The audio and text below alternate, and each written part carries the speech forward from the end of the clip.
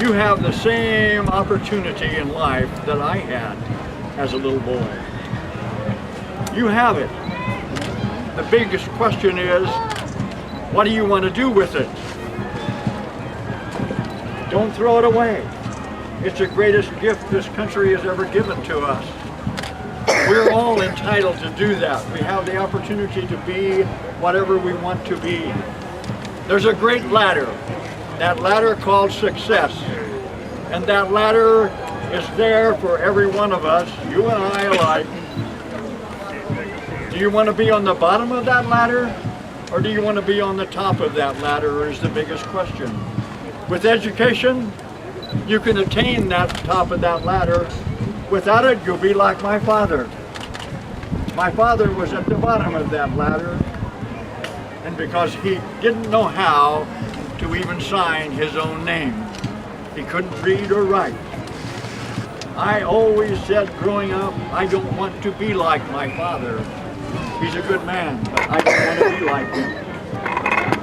And I got my, you see, just with one single year, if you added up every day that I sat in a classroom, they won't amount to 365. That's a piece of my life, boys and girls. Don't throw your education away. Get all that you possibly can. Remember, you have one mouth, you have two ears. If you listen twice as much as you talk, you'll learn twice as much as you do. You will. But there was an occasion in, it was kind of early October, mid-October.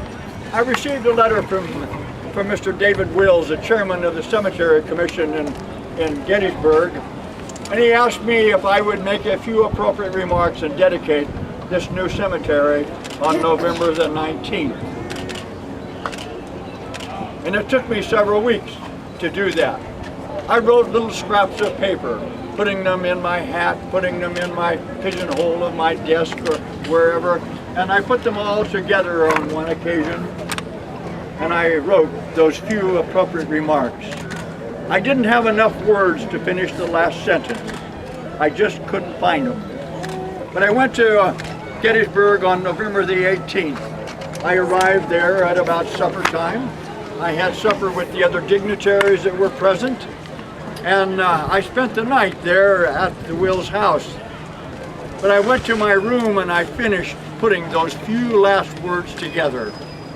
And then the next morning, I went on the procession at 10 o'clock to the cemetery.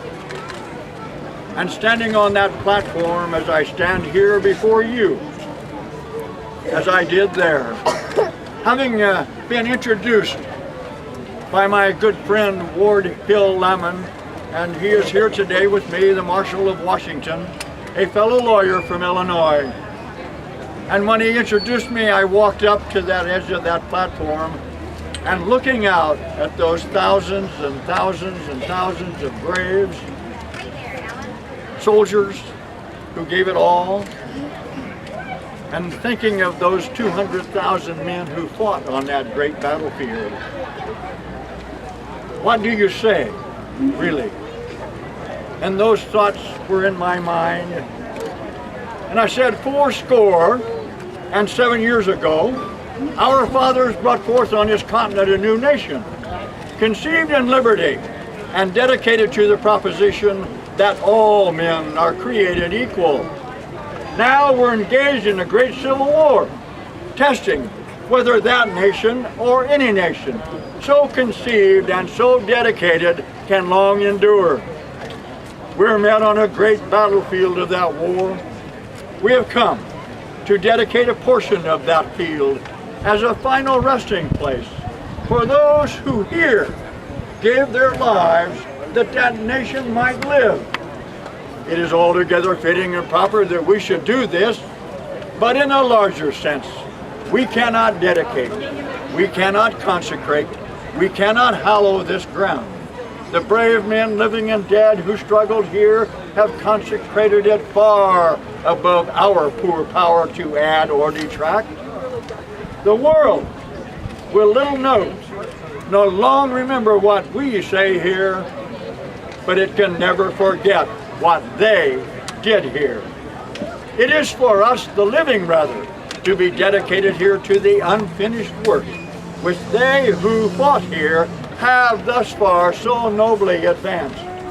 It is rather for us to be here dedicated to the great task remaining before us, that from these honored dead we take increased devotion to that cause for which they gave the last full measure of devotion, that we here highly resolve that these dead shall not have died in vain, that this nation under God shall have a new birth of freedom, and a government of the people, by the people, for the people, shall not perish from the earth. That was my message on that occasion. But this war continued. And on March the 4th of 1865, I took my second oath of office. There wasn't much to say. 4 years of war have said enough. But I did say a few things. Fondly do we hope, fervently do we pray, that this mighty scourge of war shall speedily pass away. Yet, if God wills that it continue until all the wealth of the bondman's 250 years of unrequited toil shall be sunk, until every drop of blood drawn by the lash shall be paid by another drawn by the sword. As was said 3,000 years ago, so still it must be said, the judgments of the Lord are true and righteous altogether, with malice toward none, with charity for all, with firmness in the right, as God gives us to see the right.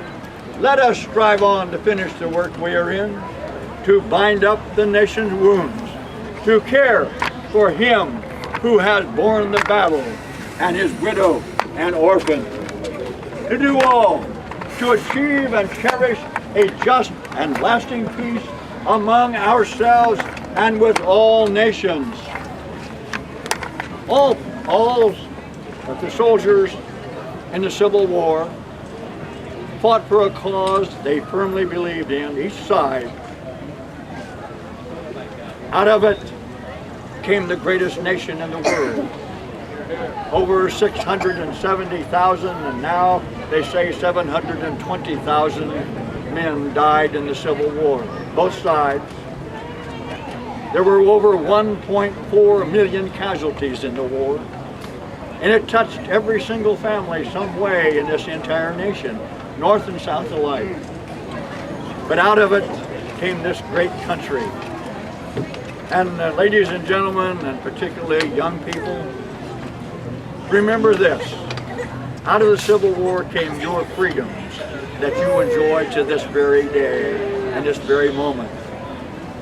Ever since the Civil War, every serviceman and woman who has been in uniform from that day until today, all of them, peacetime or wartime, it didn't matter, they were there ready and willing to give their life for you and I. If you see a serviceman in uniform or woman, go up and say thank you for your service. Thank you.